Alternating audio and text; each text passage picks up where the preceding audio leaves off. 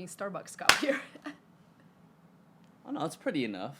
But maybe not pretty enough for camera because the Right. lipstick The on lipstick stains are right here. But I love talking about coffee in the beginning of the podcast. I didn't have my coffee this week. I actually haven't been taking coffee for the past, maybe like 8 days now because I want to see if my What? body can handle. Oh, hell no. Do you think you can handle it? I think I can handle it. I mean, I was pretty close to going and grabbing good coffee luck. today, but it is what it is. And I that's feel how we're like this is like me when I tried to give up sugar and I thought I will be able to actually handle it. Can I actually move closer? Yeah, of No? course. Oops. Do what you got to do. Yeah. I thought I will be able But to speak handle up to it. the mic. But then I won't be able to like sit close to it. Oops. There you All right. go. There you go. Now I'm There closer. you go. Perfect. But yeah, I was trying to give up sugar and it just did not happen. No? I survived for like 27 days, I think. 27 days. That's a Yeah. lot. Did you see weight loss? No. So what'd it do? I felt like a lot more energy. Okay. Like when you don't eat like carbs and sugar, that's what makes you so tired all the time. AKA the keto diet. Oh, hell yeah. Yeah. I actually attempted it just to feel like a little better. But Yeah. I was like, oh no, like I can't give up sugar. I can't give up carbs either. Like Yeah. I love pasta too much. Exactly. Well, see, like me being Filipino, I grew up with so much rice in my household that Yeah. it's like I just can't give it up. Yeah. Like when I have meat, it's like, well, what am I gonna eat with the meat? I'm No, gonna I eat couldn't meat by understand. I itself. couldn't understand what to eat. I felt like I'm gonna eat walls and like furniture. No, for real. Just whatever you could find. You know those memes online about keto diet when there's like a dog biting like through the walls and stuff? This is like keto diet feeling when you literally That's want how to you eat like felt. furniture. That's crazy. Well, that's how we're starting off the podcast. Keto diet and coffee. This is the lunch table, food for thought. I'm Nico Blitz, founder of Surfing Sound Waves. Irina, I don't want to butcher your last name, Liakh? Yes. Irina Liakh. Yes. Thank you for having me. No, thank you for I'm coming. Shout out to Laura, the publicist who linked this up too, man. Laura's great people. Yeah, she's awesome. So, Irina, I'm looking over Surfing Sound Waves, whether it be like your website or your Instagram, and I really love what you're doing. You're really just sharing good quality music on your page. Oh, thank you. I feel like I'm just sharing things that I love. And that's how it started from the beginning. I would literally find someone I like and I'll share it. And that's pretty much it. And this is how I'm sticking with it, not compromising, like just if I see an artist that I like, if I find the music that I like, I just share it. And this is. And I actually saw when I was researching your podcast that you recently interviewed the artist that I love, Sadika. Yeah, I love Sadika. I just discovered her and I thought she was so talented. And then I saw your interview with her and she was so chill too. Like, I love her. Yeah, amazing. And funny story is that she's actually friends with one of my best friends, friends. So it was like it was like that 6th degree of separation type of thing. And when we finally got together, it was kind of like we kind of knew each other at some point. Oh, that's awesome. I love that interview too. And for me, like I just started listening to her music. I posted her music on my Instagram and the website. And then I heard that interview and I was like, she's just awesome. Yeah, she's everywhere. And, going back to Surfing Sound Waves, like your sound is very niche.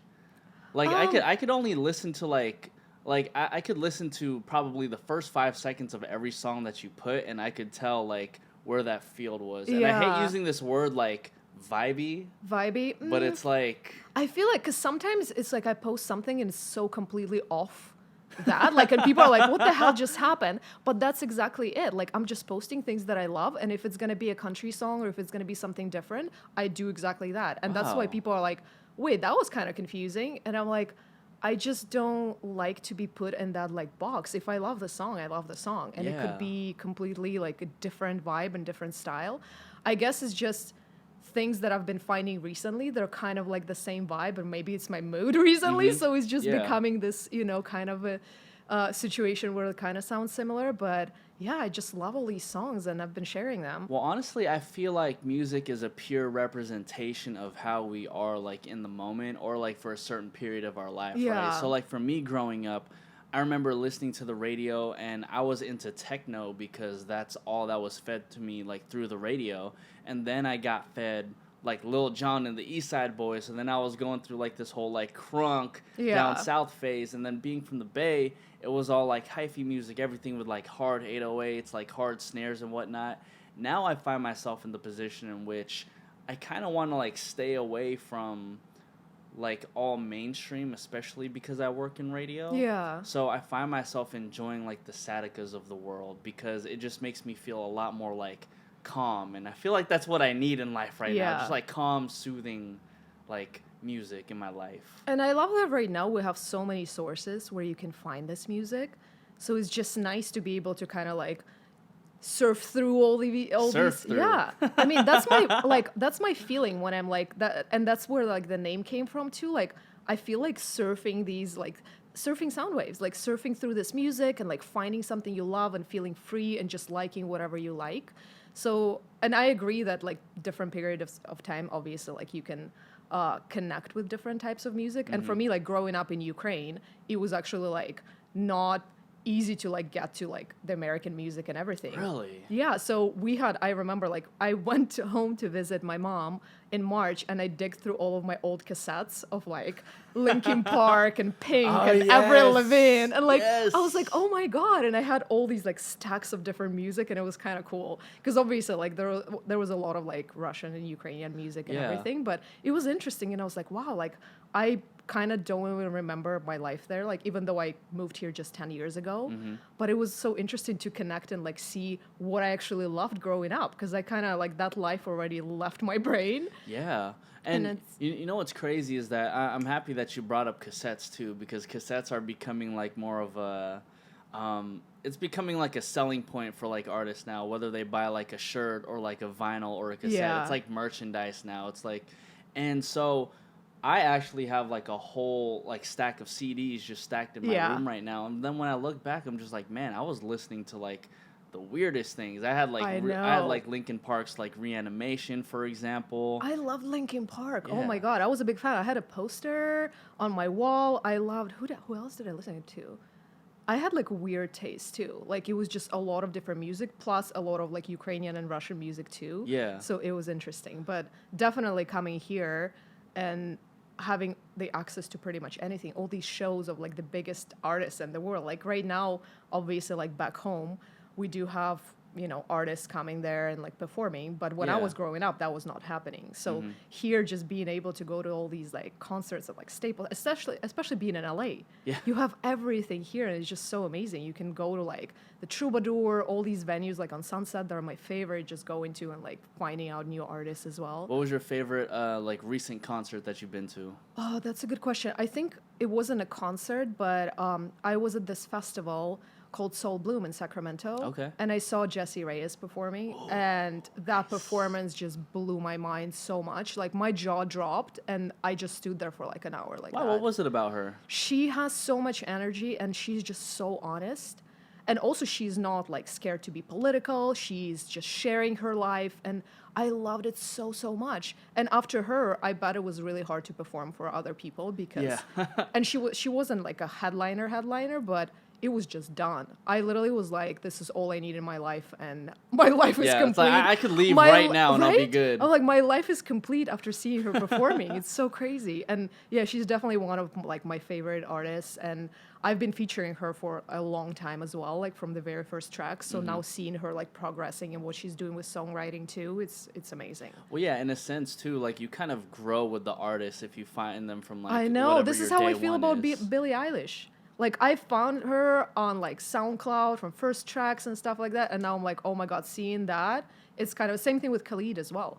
Like I remember just finding him on SoundCloud, like when he was posting stuff, and I'm like, oh, this is like a cool kid from El Paso, so dope. And I started posting the tracks and like posting him on the website, and just now seeing all the success and everything, I'm like, this is just amazing. So considering you kind of found them like in their baby stages, have you got a chance to like actually talk with like a Khalid or like Billie Eilish? Not yet, but I'm really hoping that I'll get a chance. That would be super cool. Yeah. But there are quite a few artists that now I'm seeing maybe not that level of success, but seeing them touring around the world, and I was talking to them when they were, I don't know, performing on the streets and stuff like that. So these little things make me so happy. Who are you thinking of in particular? There's so many people. I definitely don't want to be like telling people stories here, but yeah, these little things make me happy, and that what makes me like support them more and more and more. Yeah. Because you see the progression, and I feel like, wow, like that was the first track or the first interview in their life that we did, and now it's just happening. So did you start off just like sharing music, or did you start off like interviewing people? No, so I actually, this project, obviously, like back home, I was working in music, and then moving here, I did get an opportunity to work in music industry like almost at the very beginning, and then my life was kind of crumbling down. And at that point, I was like, I need some artistic outlet because nothing is happening. I don't feel like I'm growing. I don't feel like I'm doing something that I really love. Yeah. Because obviously, like being an immigrant, you come and it's not like, you get all the success. People know these stories. You show up and you're like, wow, I did have a career going on back home. But now all of a sudden, I'm like, what am I supposed to do? It's like a reset button. Once It you is move a to the reset. United And I had States. to do like so many random jobs and like just working hard. And I was like, I need some kind of artistic outlet to keep me going. Otherwise, I'm just going to go crazy. Yeah. And I started this website, which was called Art Surfer. So I was just sharing all kinds of art that I was finding, like anything, including like graffiti, any street art, music. I started interviewing different artists as well. And I was just like, it's just going to be everything. Whatever I love, it's a good outlet. And kind of from there, I transitioned to focusing just on something that I really love, which is music. But that was my very first like attempt of doing like an art project and interviewing people. I remember my very first interview actually is like the coolest memory that I have because my website didn't exist yet. What? So I reached out to a lot of people and I was like, no one's going to say yes to me. Like how, like... But I'll try. So I built this like landing page kind of explaining what I want to do and whatever. Yeah. And I emailed so many people. Obviously, no one responded to me, like, duh. And then my favorite surf photographer, Morgan Mawson, he got back to me and he was like, of course, yeah, let's do this. And I'm like, does he even know what he's getting himself into? Like, yeah, right. The he was website just isn't like, even up right and now. And he's huge, he's traveling with all these biggest surfers in the world and he's so talented too. And I was like, I wanted to talk to him about his art and his music, favorite music as well. And he said yes. So that was like a huge win for That's me. crazy. And the website was not even up yet. That was the very first thing that popped up on my website and I started from that.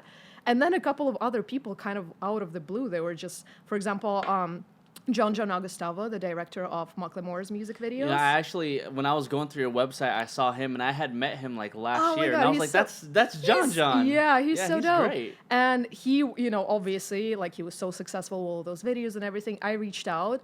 He was super busy. We still did the interviews. But then he was like, do you want to just pop up on my music video shoot? I'm just doing the shoot for NF, which I loved NF as well. Crazy. And he's like, do you want to just show up on my music video set and kind of chill and observe and everything? And I was like, this is dope. This is like the coolest experience ever. And these interviews kind of like get it started. And then at some point I was like, I just want to focus on music because that's something that I loved from the very beginning. And that's what I wanted to pursue. So that's where Surfing Sound Waves is kind of a spin-off of Art Surfer. Yeah. And I just renamed it, restarted it, and just started going with music. Yeah. Well, because like I've always felt like the interviews are a good catalyst for connection. Yeah. Like what's happening right now. And then once you find like a connection with whoever you're interviewing, you kind of like see, okay, well, who are they connected with?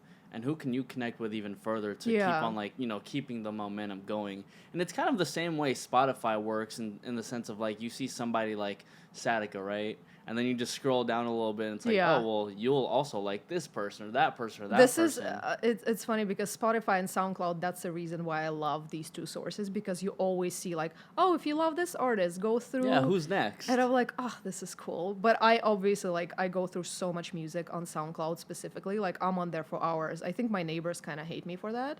Because I can just like play all this music and they can hear it and I'm just like, enjoy. How much music do you think you listen to every day? Like a lot. It also depends on my mood too. I can be in the mood of like just finding tons of people and I don't stop until I find something that I really love. So I can go into this like beast mode of like FBI searching skill. Right? And then, or sometimes I'm just scrolling through or like I can tune into like Beats One or whatever and just kind of listen. And if I like something, I like something. And then obviously like there's so many submissions coming through like via emails as well. So sometimes I listen through like all of them. Sometimes I'm just picking something, you can read a headline and you can already kind of understand like what you're getting into. Yeah. So, but I definitely listen to a lot of music.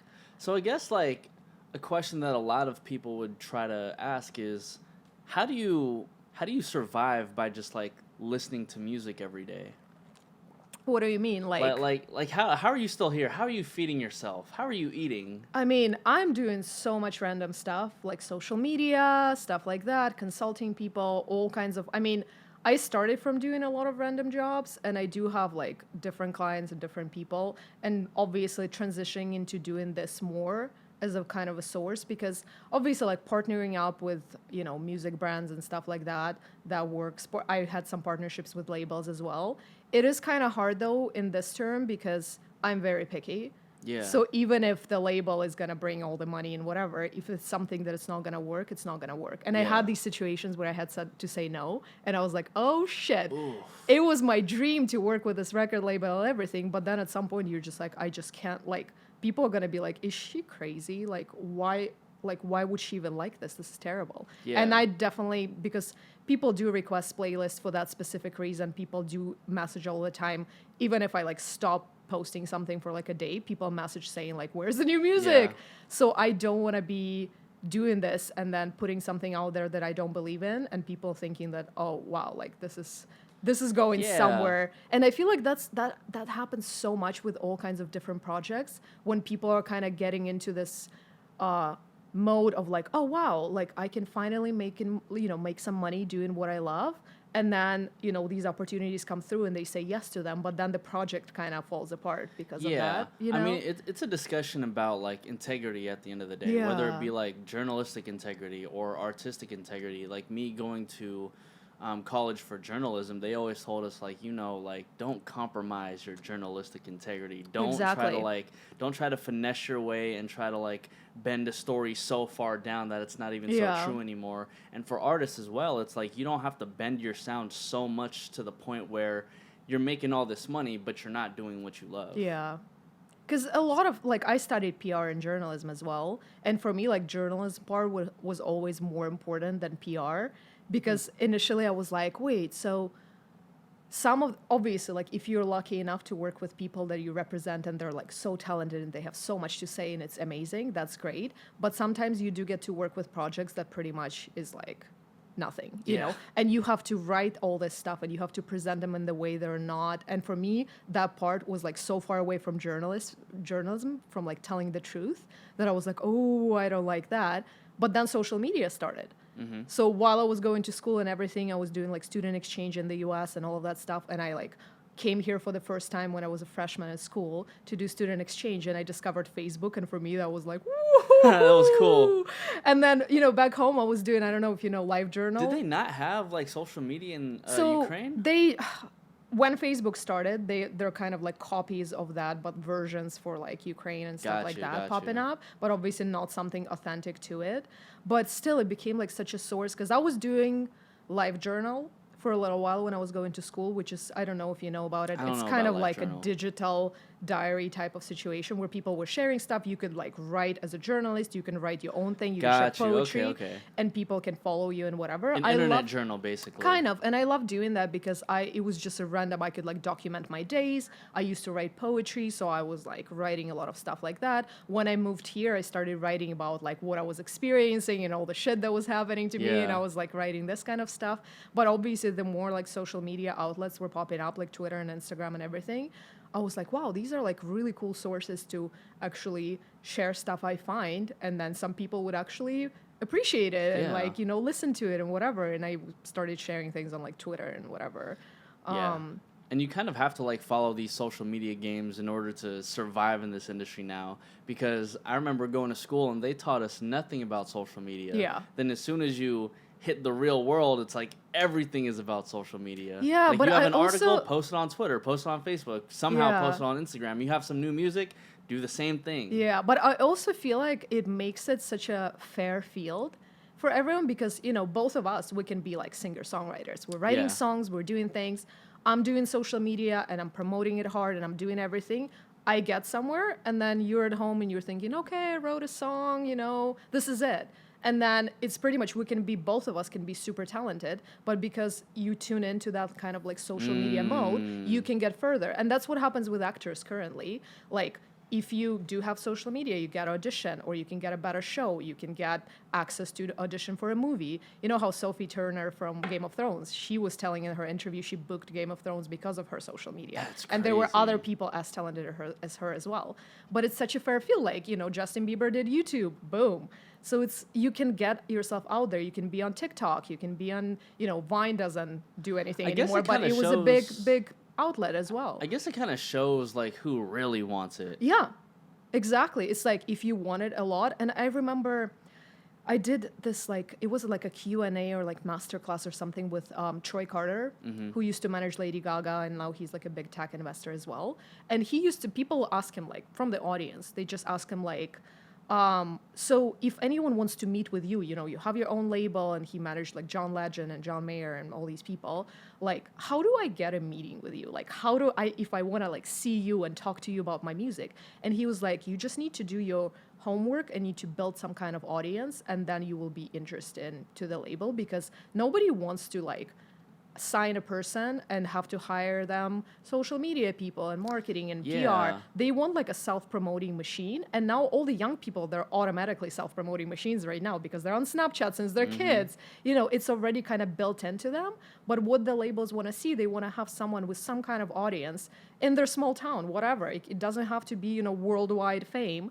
But if they're already doing it, they can see that they really want it. They're ready to promote. You send them on tour, they can be live streaming, they can be doing all these things, and it's already so natural to them that it's easier for the label to join in, or for the management company to join in and kind of start from there, instead of having someone who, yes, does, write a great music, but they don't do anything to kind of put it out there. Yeah, but I feel like even back then, the mission for a record label was to find like small talent and really like build them up. Nowadays, like, I find talking to a lot of artists, let's say, who are like up like 100K or whatever followers, like they get stuck in very crappy deals because the labels are just like, here's an X amount of money that you've never been presented before, and we're just gonna have you do like a single or like an album, and then they kind of just get stuck in that zone because the label wants them to bend a certain way. And I feel like back then labels were more so like, okay, we find somebody who is talented, who kind of just needs like, you know, a little bit of elbow grease in them. And it's kind of like that divide. Like, even when I find artists or people to interview for the lunch table, it's kind of like, well, do I get this person because they have like 200,000 followers?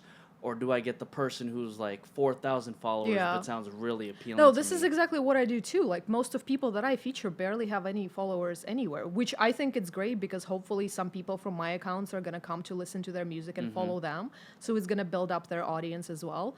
I do see like what you're saying about labels, but I also feel like it's, you know, social media gives people so many chances to kind of put themselves out there. Even if they're not ready to put their, you know, their own personalities and everything, you can always share your art, you can share your music, you can stay behind the scenes, and then still share your music and everything you write and whatever, and build that audience as well. Because obviously I know, like, it's hard for me as well. Like, I'm not good with like stories or live streaming or YouTube or anything. I try so hard, and I'm like, I am awkward, I can't do this. Like, I'm literally, I should have bought like a domain, awkwardness.com, and like start something with it. Or like a stunt double who looks exactly like you, who can just like talk your ass off. And I'm like, I try so hard, and I'm like, I don't think it's actually gonna work, but I can always be sharing stuff that I do in all these projects and everything, and I can kind of stay behind. Obviously, I do hope that at some point I'll get in a comfortable zone of doing this, because it's really important and people want to see it, and I think it can bring my projects, you know, further and further. But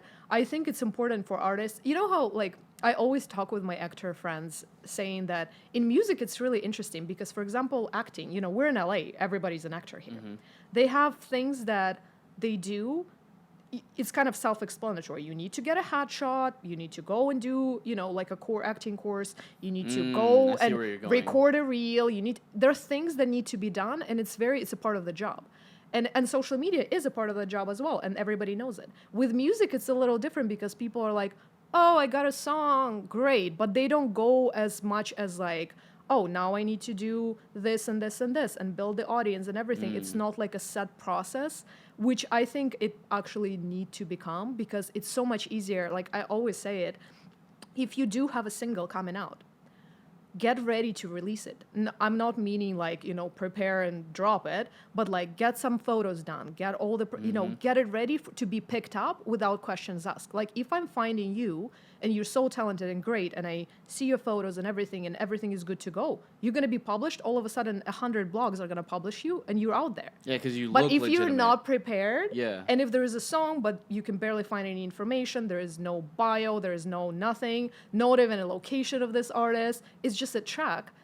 The next step would be for us to like track down this artist and find him somehow and reach out, but sometimes there's no time. So But they're see, missing out. But see, there's kind of like I totally understand what you're saying, but there's kind of like this cheat code to it because we do see these one-off peoples. We do see people like the Blue Faces or like the Lil Nas X's just pop off in the world. Like they could just put one song out and then like their whole career kind of just booms. And I think what tends to happen is that a lot of artists see that type of situation and say, well, I don't need the same preparation for making photo shoots, making my album covers look, fire or whatnot. I just need to have that one song and it'll kind of just like which blow is true. up. And I heard so many songs where I was like, there is no information about this person. I need to track them down. And I went like above and beyond, reaching out to them, messaging, DMing, saying, hey, I'd love to post your song. I'd love to publish it. Let's do something. And obviously if they get back to me, whatever.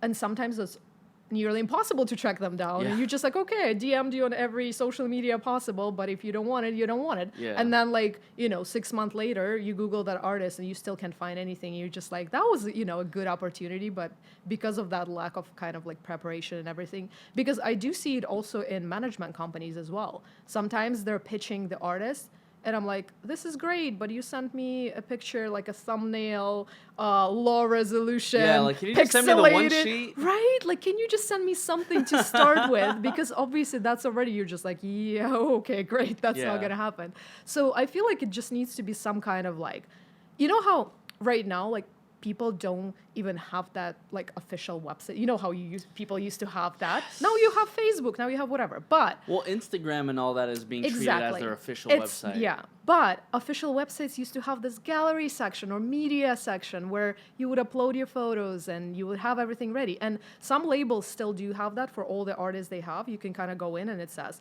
for media, and you click, and all of a sudden you have all the photos, all the assets, their bio, their tracks, everything you need to kind of like download and go with it, which is great.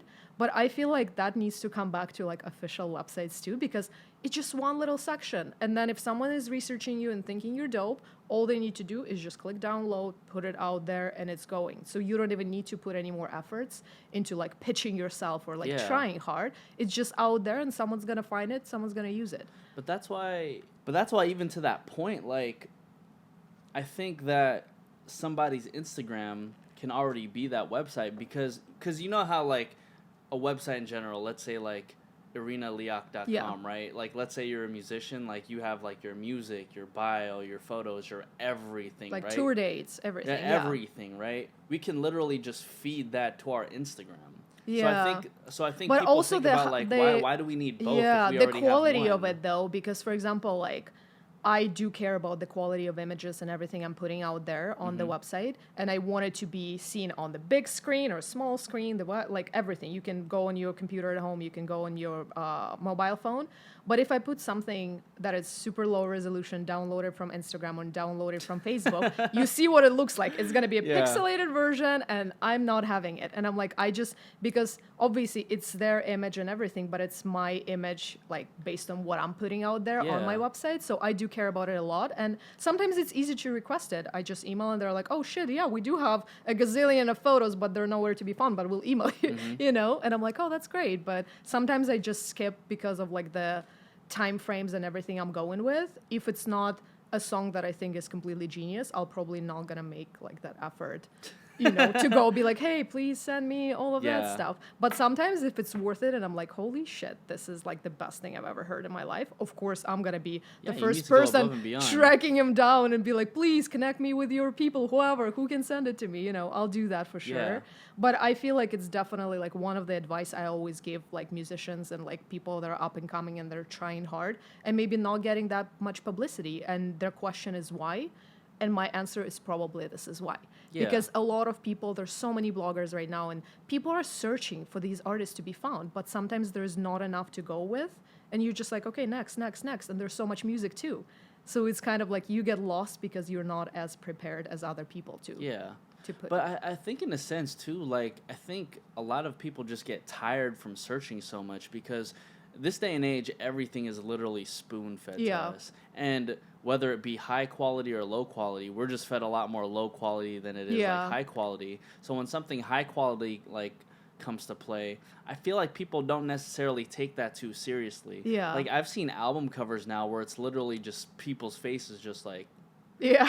you know what I mean? And I honestly do not mind that, whatever the creativity and whatever they want to do. And I also noticed for like blogs, which is probably the reason why, you know, a lot of people are like, where do you find all these people? Like we look at other blogs and they're not on there because a lot of bloggers from what I've seen, they're using Hype Machine. Do you know Hype Machine? No, what's Hype Machine? So it's the website that pretty much generates like a lot of music, like everything is being, if I post that music, for example, and if I'm a part as a blog, if I'm a part of Hype Machine, it's going to pop up and then other blogs are picking it up and other blogs are picking it up. So they're kind of generating things from, so if I see like, for example, Wants to Watch posted this and Hilly Dilly posted this, and I can be like, oh shit, I'll post this too. Yeah. So I'm kind of getting a generated content from other bloggers. Got you. And that can be like a tricky thing because it saves so much time. You can already see, and that's why it's called Hype Machine. You can already see what the hype is all about. And as a blogger, you're just like, awesome.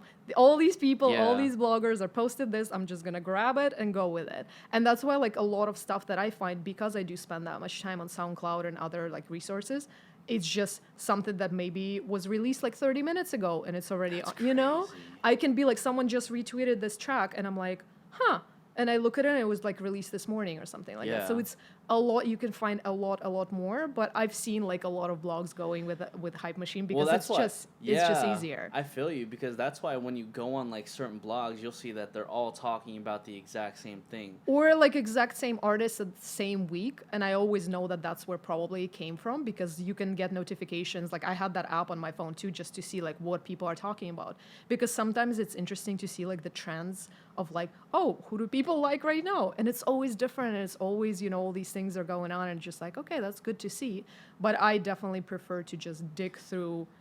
Yeah, because you don't seem like somebody who would really follow the trends. You seem like somebody who would like kind of really dig for somebody who you really find interesting. Yeah, because I feel like that's what I like started going with. And initially, like I did not even think that people will like it because I was like, I don't think my taste is like that mainstream, you know, for people to actually like it. And I was like, at least I can put it out there and see what's gonna happen. And then I got some shout outs on Instagram from different people with like giant following. They're like, this is my favorite music blog. Boom, people started coming through and it's kind of like, wait, and they stayed, they still didn't unfollow me. So they're still staying with me, and it's nice. And you know, just seeing also like musicians reaching out to me saying, not pitching their own music, but just saying, as a music fan, I love this stuff and I'm a musician and I'm like being inspired by other creators, which is so cool to hear.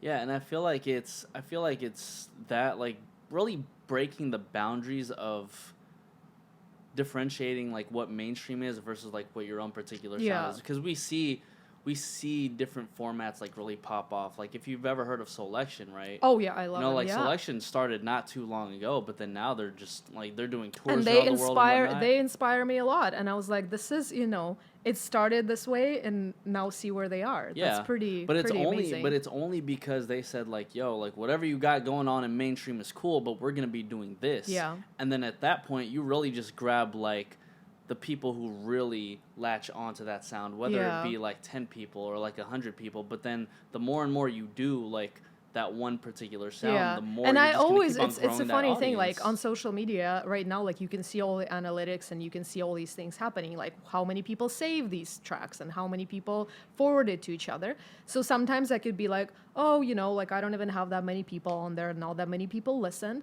but you can see, you know, like 2,000 people listened and 1,500 saved it.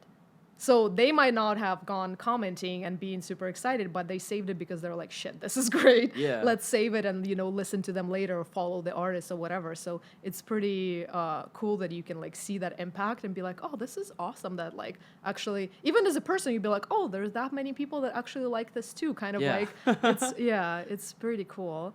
Yeah.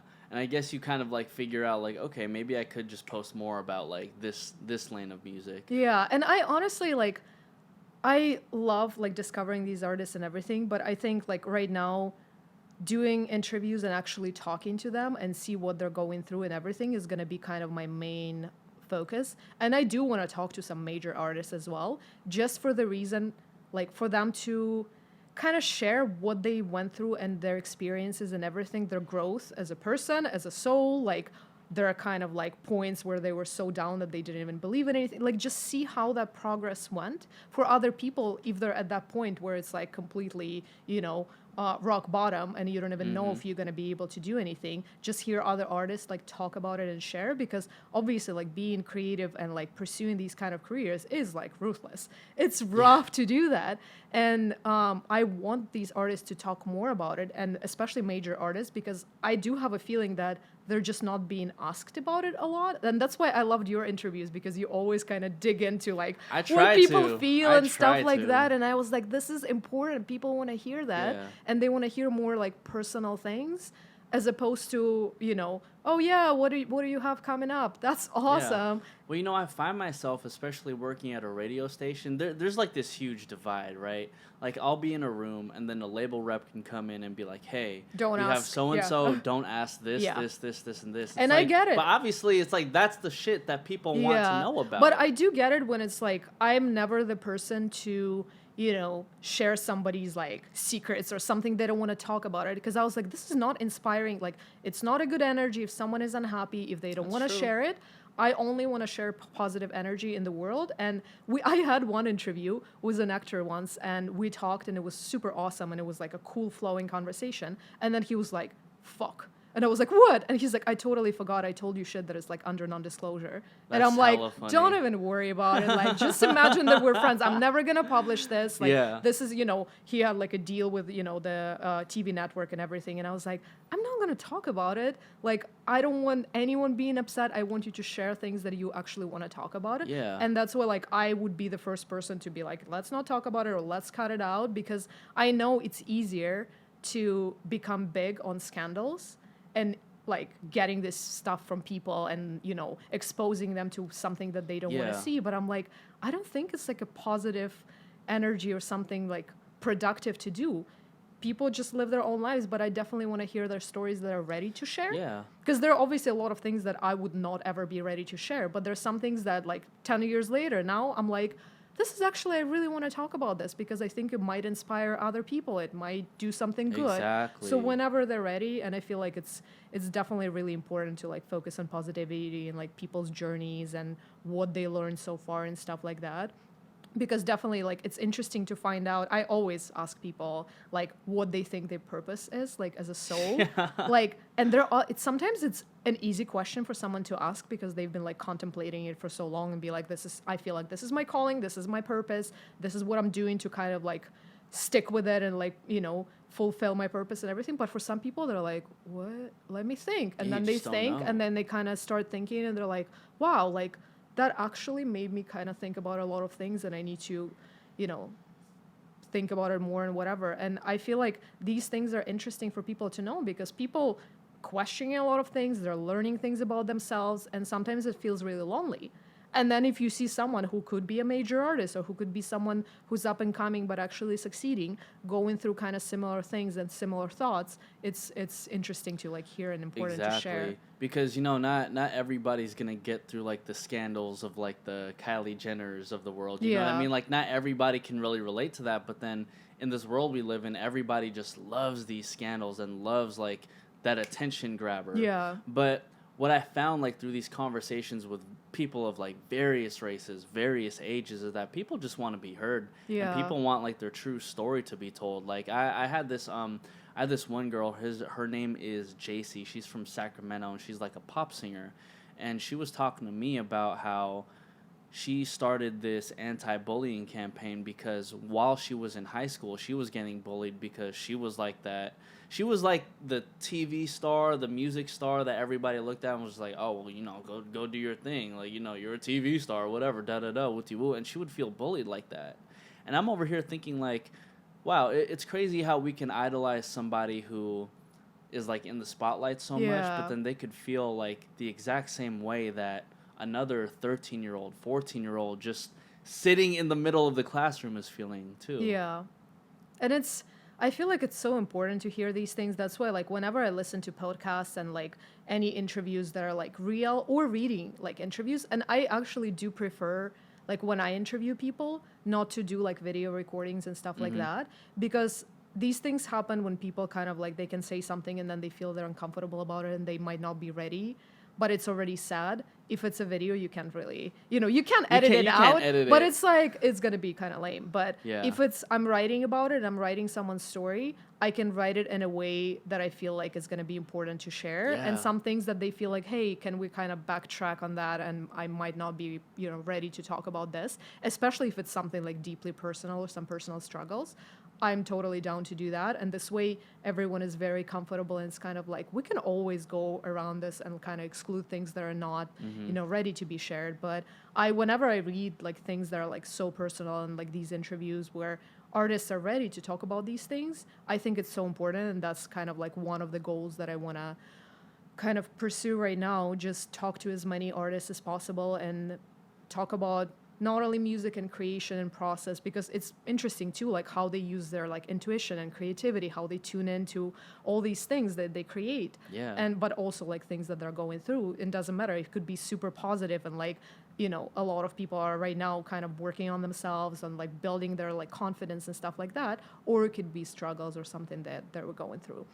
And also too, like by interviewing these bigger people and bringing kind of like views and everything to it, that can build up more audience for up and coming people, because then we can drop these tracks and be like, oh, now we had the interview with so-and-so who is the ginormous superstar and all these people came through, and now we're dropping a track of the artist who has like 2 followers on Instagram, but they're so talented. So that kind of transitioning of the audience and traffic to like people that I actually believe it's gonna be pretty awesome. To be honest, I feel like we're kind of like the gatekeepers for musicians, because I feel like the record labels, and I've seen this happen a couple times, shout out to like Genius and Hip Hop DX for like looking at my type of stuff, but it's like I see a lot of like the bigger platforms looking at our stuff and being like, okay, well, who are they paying attention to?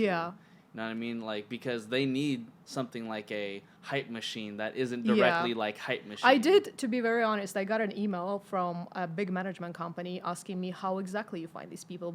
Can you list us sources where you find these people? And I thought it was so funny and cool. And I was like, here you go, you're welcome. But obviously, like for me, if somebody like will ever get signed with a record label off of this, that some executive was looking through my blog and saw this artist, I would be the happiest person ever. If I ever hear that, it would be amazing. And I know like from what I see whenever I'm looking like who's watching and like who is liking stuff like that, I do see people that are in charge of like A&R at labels and stuff like that. And I was like, I'm glad they're paying attention. I'm happy that they're looking into these things.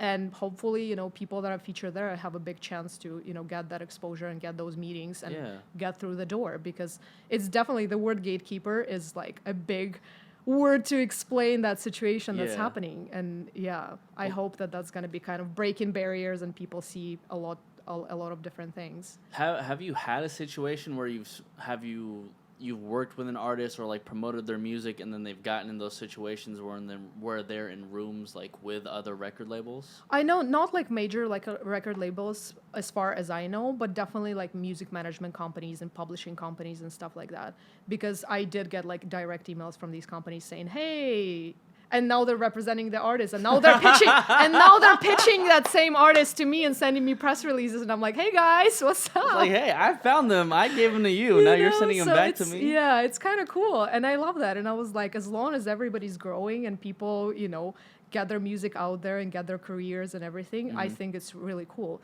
So that's why, like, this year I'm focusing on finding obviously a lot of good music, but also finding some bigger artists to have these conversations with and everything, and bring that attention to artists that are up and coming. So So I want to ask you this. What exactly in the music field were you doing back in Ukraine? I did PR.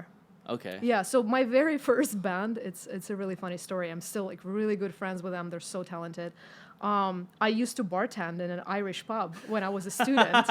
So I was bartending there, and I was going to school. It was my first or like second year, working there every night. I used to live in the dorm, and we had a curfew, so we couldn't come back home until 6 a.m. when they opened the dorm. So I had to hang out at the pub, like literally all night work, and then hang out and wait and everything. And there was this amazing girl performing there, and I was like, holy shit. Like her voice is insane, and I think she's the most talented person. So I just literally like walked up to them saying, hey, I know I'm a bartender, and you probably don't think that I can do anything useful, but maybe I can help you guys with doing something. And I was studying PR and journalism, and for me, I thought maybe that would be like a cool thing to start and like do some PR, because I did realize like when I started going to school that I don't want to work in like business related things. I don't want to do like PR and politics, because there's so many different things you can do. Such a broad, like one of those fields where you can go and work anywhere.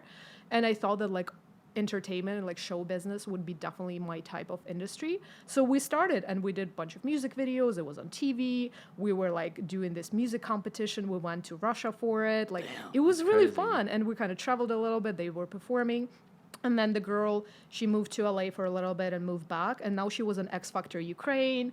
And it's like things are going so great for her. And I got together with her back in March when I was in Kiev. And I thought it was so dope. And I was like, oh my God, she was the first person. I got so excited about it. And I never stopped from there. I was working with like a bunch of different artists.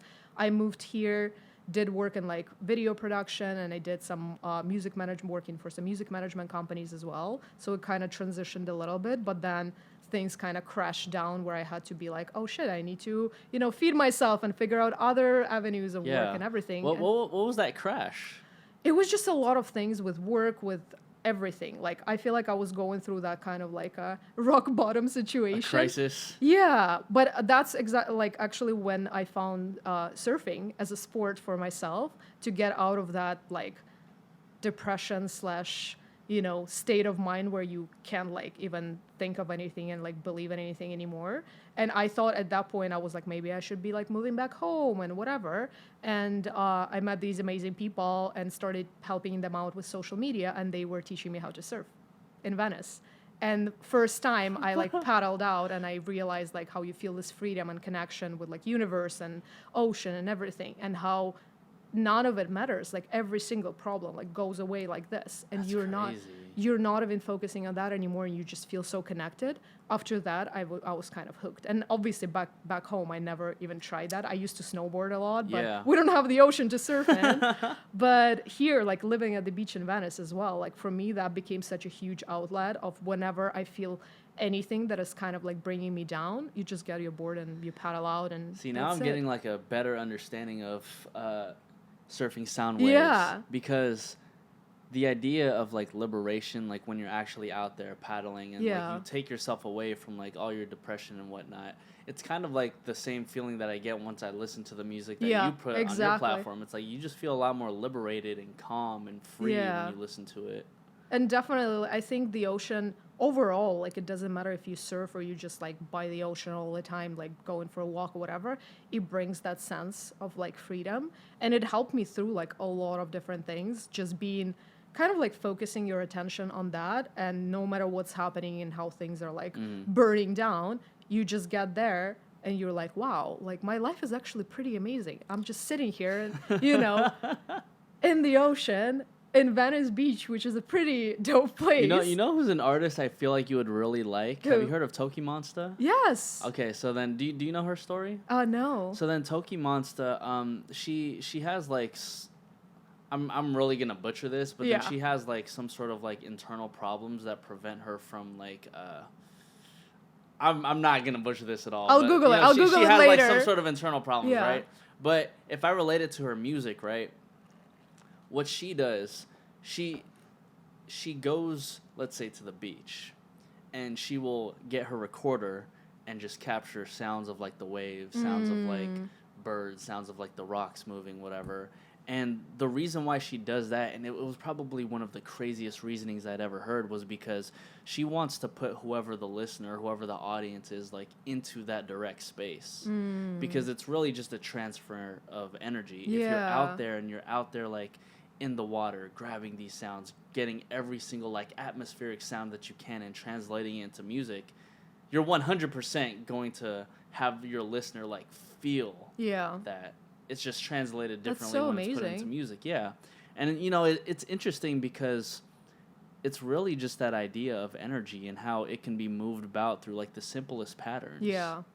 And also, too, like, right now, myself and my friends, we're kind of working ourselves on, you know, being more confident of, like, manifesting more, like, positive things in life. And the fact, like, how these things work is actually pretty crazy. You know, all this, like, law of attraction, all of us are reading about It's it and all whatever. real. But then you're just like, holy cow.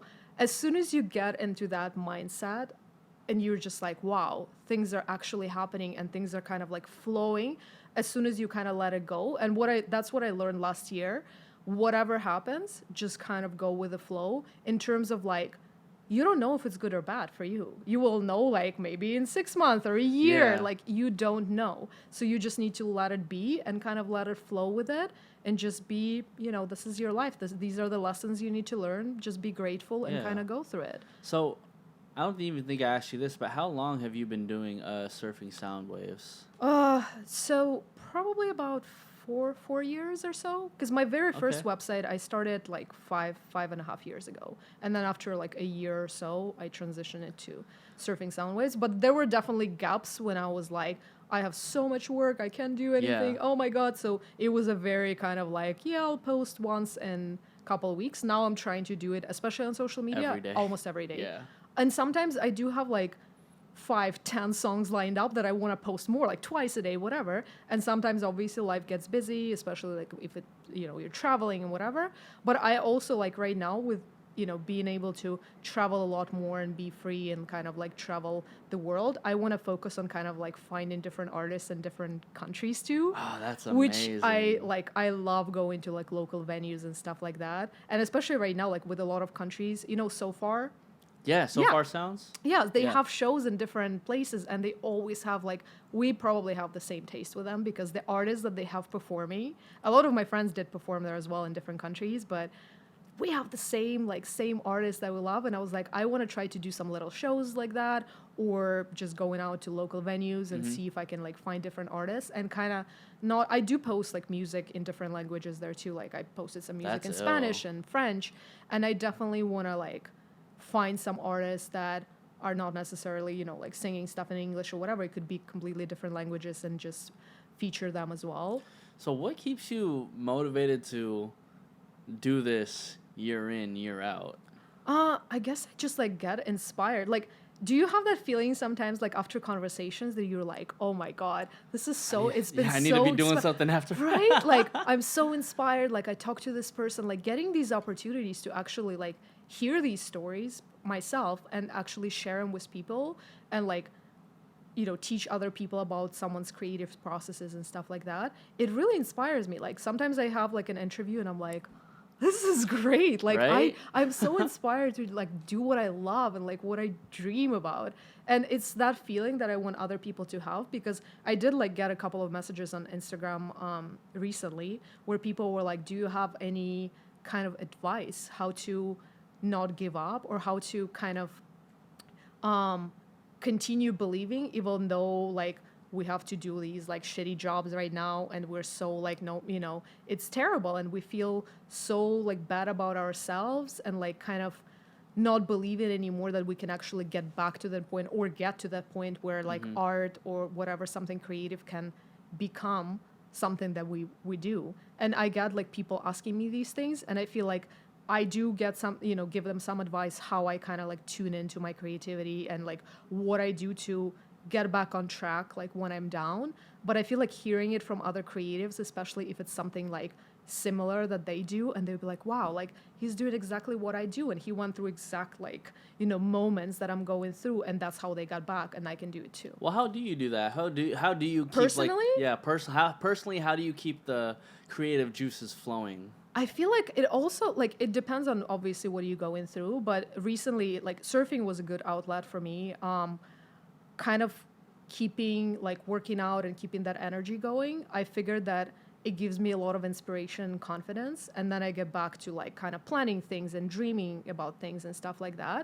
You just need to get yourself, like, it could be like writing poetry. I used to write so much, and I kind of started writing in English too, but it's so hard for me because in Ukrainian, like in Russian, I can write so many different things in so many ways and like metaphors and stuff. In English, I'm like, I have one word for it. How do I make it a poem? You know, like, it's kind of hard. But poetry was like a really good outlet. Writing like a gratitude journal. My friend, shout out to my friend Amy, who taught me to do that. My friend Amy May, she's so inspiring. I actually did interview her for my website too. At some point when I was kind of doubting myself and everything, she taught me to write this journal and every day write things that I'm grateful for. And it could be little things, it could be things, you know, I see in people or like I hear whatever. And every single day for a long time, I have these journals like piled up. I need to get rid of them, but I still do it. Maybe not as often, but I thought that was such a good idea because even if you had a terrible day, but someone nice, you know, talked to you and kind of comforted you, that's something to be grateful for. And when you start counting these things, you realize how many you have during the day to be grateful for, as opposed to one bad situation or one something, you know, someone was rude to you or like someone had a road rage. You know, LA is rough. Like you had these emotional like up and downs that can bring your day like down so fast. And then you realize these things you're grateful for and you're like, wow, that was actually a pretty goddamn great day, right? So she taught me doing that, and I think it's like a really good idea because when you write these things actually and you like seeing them on paper, you're like, wow, like my life is actually pretty amazing. And then it makes you kind of start planning different things. Like I have a list on my phone where I list different things that I do want to do in future, and it could be related to surfing sound waves, not related, and I'm just saying it as it is. Like, this is what I'm doing right now, and these are the things. And sometimes like I come up with something, I'm like, oh shit, like I didn't even think that I would want to do that, but why not? And that list keeps going. It just gets bigger and bigger, like every second. And bigger, and I'm like, oh my god, I'm gonna be doing a lot of things, but and I hope so. But it definitely keeps me being like pushing for it and like being creative and trying to, you know, putting myself out there and talking to as many people as possible. I did meet this lady like last time I went surfing. She came up to me on the beach with like a little notebook, and I was like, is it like a survey? Is it like, what is she doing? And she's like, no, I have a challenge for myself for 40 days to go to the beach, you know, to swim in the ocean and feel connected, and then to come up to one person on the beach and learn their story. And then she writes them down. So I think I was her number 19. I took a picture of her and everything. And she has these, like, she collects, like, you know, the pictures, their story, like she writes down in her own words, like what that person is. And I told her my story, like how I moved from Ukraine and like what I'm doing and all of this stuff. And yeah, she does it every day to just connect and feel connected with people and just learn about them and their lives. And I thought that it's one of the ways to do it. It's kind of creative and cool, and it's easy, and you do it, and then you come back and you're like, wow, there's so many nice people in the world, and it's pretty amazing. I had this podcast that I think that you'd really like. It was with this rapper Maze 301, and he was talking to me about how the reason why we don't get what we want is because we stop dreaming. So when we think about like when we're a kid, like what did you want to be when you were a kid? I wanted to be I had two stages. I wanted to be an interpreter. So I wanted to learn languages and translate for people. Okay. But then at some point I was like, wait, why would I translate some people's thoughts? I want to learn languages and just for myself speak and everything. So I gave up on that idea. And then I wanted to be a veterinarian at some point. So I had like a veterinarian? Yeah, and then I wanted to be a teacher. So I had 3 stages of like different things. Definitely nothing to do with like journalism. I mean, not really. Maybe except for like the veterinarian part. But it's like even when it comes to like teaching, right? Yeah. Like in a sense, like what you're doing right now, like you're teaching people about like new artists, and you're also giving advice to artists about like, you know, the various things that you've learned in the music industry. Yeah. And I think that when we're younger, we think about these situations and we're just like, I want to be a teacher, I want to be whatever. And then once we get to that point, we stop thinking about what more we can do. Yeah. Like in a sense, like us as human beings, we become a lot more like content with where we're at in life. But what separates the content people from the people who really get like what they want is that they keep on dreaming once they get like what they want. But also too, like I feel like we're all so lucky to be in LA where this mode of like everyone is dreaming about something. And there's people that are coming here, they're coming here for a reason. Yeah. They have a dream and they're here. And you interact on a daily basis and kind of like get energized by like others people's dreams. Like all of my friends here are pursuing something and seeing their success like little by little or like big stamps, big jumps.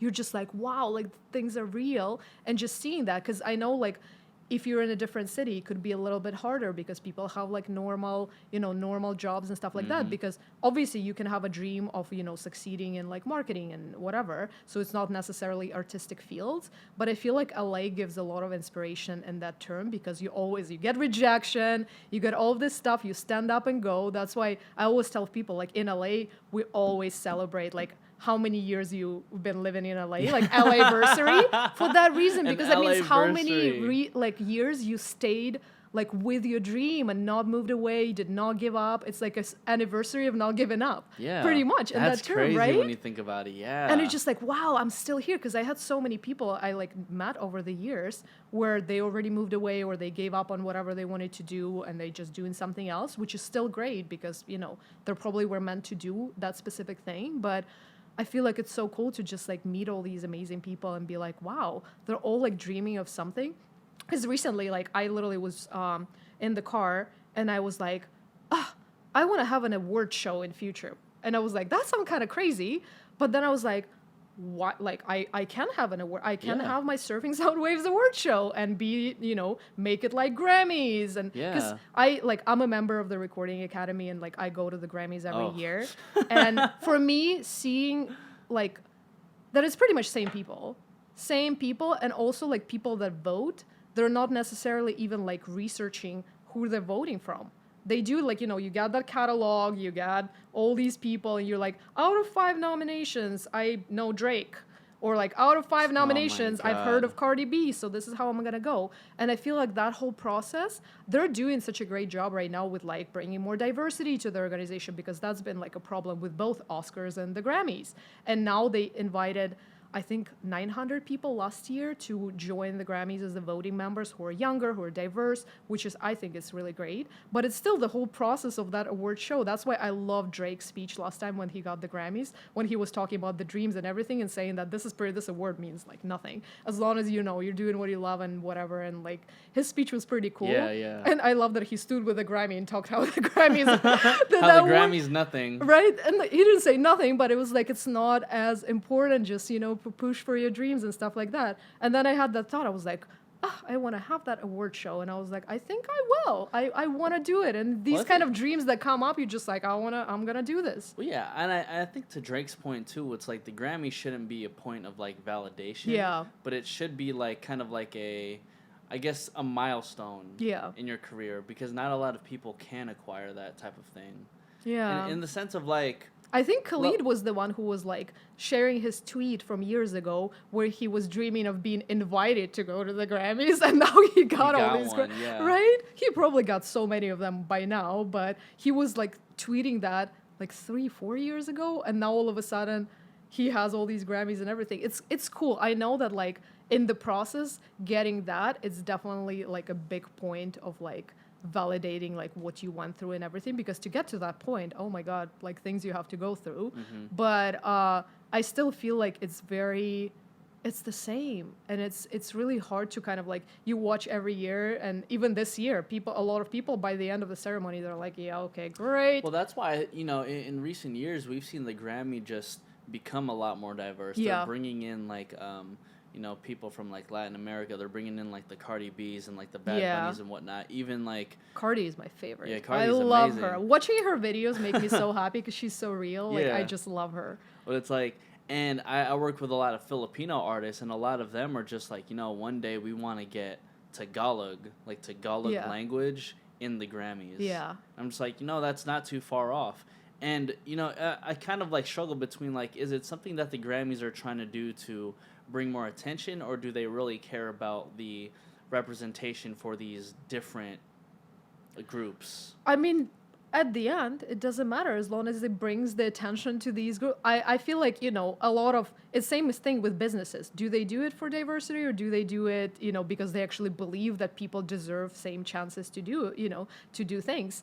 But as long as the end result is getting these I'm like, I don't care what these people behind the door thinking.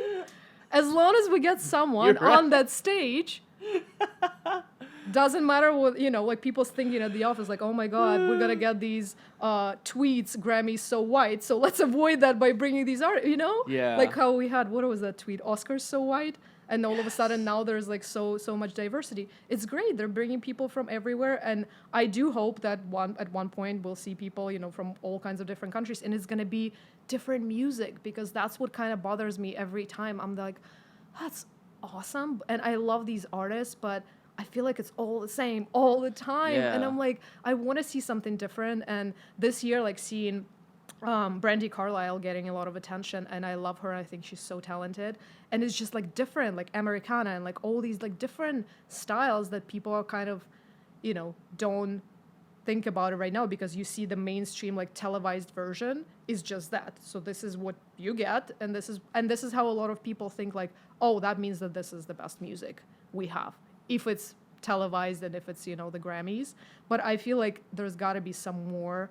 And a lot of other awards are like trying to do it, but it's still pop, like, because they need to sell, they need to sell tickets and stuff like that for these, like, iHeart's Music Fest or whatever they're Shout doing. out to iHeart. Whatever they're doing. And it's just like, it's great, but I definitely feel like there's got to be more different stuff. And I had that thought, and I was like, maybe one day I do manage to do that awards show. So then how would you suggest, like, a newer artist, right, who really wants a Grammy? Yeah. How would you suggest an artist acquires a Grammy? Like, what steps do they have to do in order to get a Grammy? I mean, I personally don't know the things that they need to, like, qualify for, because I think the Grammys has the submission process that requires you to have, like, some kind of management or publishing company, which is not a lot of artists do. Because I know I had a couple of friends that were submitting their records for the Grammys.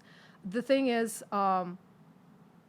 I have more of a problem with, like, the voting process, because people that vote are not, like, I asked some people, how do you vote? Like, because all of us, we all get these, like, catalogs and we get all this information. I'm like, do you ever spend, like, a day, because it's your, voting duty as a Grammy, spend a day listening to music? Right, like, how do you do that? There's so many categories. Like, if you think about it, engineers, like, all of these things, like, That's there's crazy. so many. Yeah, you're so right. if you think about it, that voting process is kind of messed up in terms of, like, nobody has time for this. It's honorable, like, thing to be, like, a voting member. Whose name is more noticeable? You just, like, yeah, great. And I feel like out of those thousands of people that are voting, maybe some that are actually, because, like, this is how you need to do it, actually paying attention and be like, oh, blah, blah, blah. Or, like, if you think about category Best New Artist, do you see who wins Best New Artist? People that were, like, for years, they're already out here and people know them. So obviously out of the list of submissions, these people are going to get through and stuff like that. So I'm not sure, unless you kind of get to the point where you're, like, noticeable and you're on TV and stuff like that, how to get that attention from those voting members too. So that kind of thing, because I was like, you can get submitted.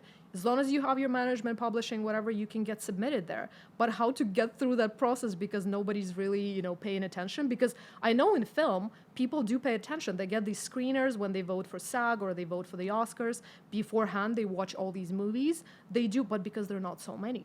There are, like, this amount of movies that are nominated for Best Picture, or this amount of actors, and you do watch all of them, and then out of this movie, 5 people are nominated for supporting role, 5, you saw the movie, you can vote and you can say. In this term, I don't know if it's, like, realistic to have them listen to it. At this term, it seems like going over to the TV and movie industry is a lot easier. No, I swear to God, like, this whole music part, because that's why I always, like, whenever I'm there, I'm like, I wonder how, like, they need to make this process. How does it, maybe it needs to be more, like, online, where you kind of, like, can click and hear 30 seconds of each song, like, something to make it easier for voters to do it, and then they will be like, holy shit, I love this song, let's, I think Engineer did a great job, let's nominate them and stuff like that, and, like, so yeah, definitely that kind of stuff is tricky, but I do hope that there are going to be a lot more award shows popping up. They're going to be as important as that for people to kind of build up their momentum and be like, this person is, you know, how like film festivals work for acting industry. You can go to Sundance, you can go to all these like Tribeca and all these festivals, and you build up the momentum to like for other things to happen. So I hope there's going to be a lot more for like up and coming artists to be able to like submit their stuff and nominate it and get the awards kind of building up and get that attention from media as well. As long as you're in the media, people know you. Exactly. Well, that's why we should also have a Surfing Sound Waves nomination type thing. Oh, you know? totally. Irina, thank you for joining the lunch table. Thank you so much. It was so fun talking to you. I can talk forever, apparently. No, so 100%. We can keep it going. Oh, if you want to keep it going. What's your favorite color? You know? We go with questions like that. Oh, this is too funny. Irina, Thank you so much. Where can everybody find you? Everywhere. Just search for Surfing Sound Waves, and then you can find me popping up there as well. This is the lunch table, food for thought. I'm Nico Blitz, Irina Liakh, Surfing Sound Waves, and we are out, everybody. Peace.